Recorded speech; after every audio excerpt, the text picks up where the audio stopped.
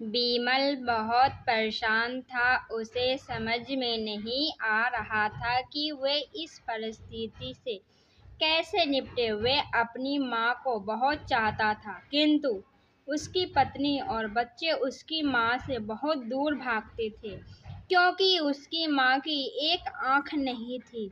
साथ ही उसकी कमर भी 90 अंश पर झुकी थी। वैसे वह अपना काम सब खुद कर लेती है, किंतु फिर भी वह उसकी पत्नी और बच्चों के लिए हमेशा खटकती है। दीदी, आप ऊपर के कमरे में जाओ, मेरे दोस्त आ रहे हैं, बिमल के बेटे अखिल ने बड़े बेरुखी से कहा। पर बेटा, मैं तो यहाँ बहुत दूर बैठी हूँ। नहीं, आप उनके सामने मत रहो, वे मुझसे चिढ़ाते हैं, अखिल ने जोर से डांटते हुए कहा। क्या हुआ अखिल, क्यों चिल्ला रहे हो? बिमल की पत्नी कामनी ने किचन से आवाज लगाई। देखो ना अम्मा, माँ, ये दादी नहीं ड्राइंग रूम में बैठी है और मेरे दोस्त आ रहे हैं, अखिल ने शिकायतें भरी लहजे में कहा। माँ जी, आप ऊपर चली जाओ, क्यों हमें लोगों को लजवाती हो?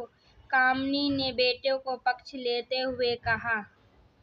बेचारी सरस्वती चुपचाप उठकर जीने के सहारे ऊपर जाने लगी। कमर झुकी होने के कारण उन्हें ऊपर चढ़ने में बहुत परेशानी हो रही थी, किंतु वे पूरी ताकत से ऊपर के एक अकेले कोने वाले कमरे में जाकर बैठ गई।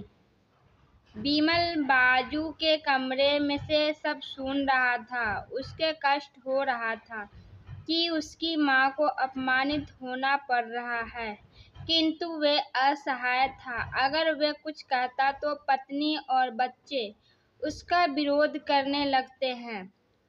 दूसरे उस तर्क भी सही लगते हैं, क्योंकि वे एक प्रशासनिक अधिकारी थी। उसका सामाजिक स्तर बहुत ऊंचा था।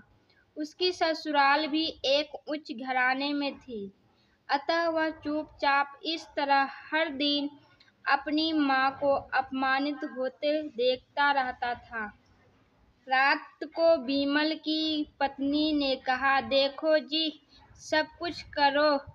कल कलेक्टर साहब की पत्नी आई थी। माँ जी, अपनी देसी धुन धारा नशे मिली। मुझे बहुत शर्म आ रही थी बताते हुए कि मेरी सास है। मैंने कह दिया कि दूर की रिश्तेदार है, इलाज कराने आई है।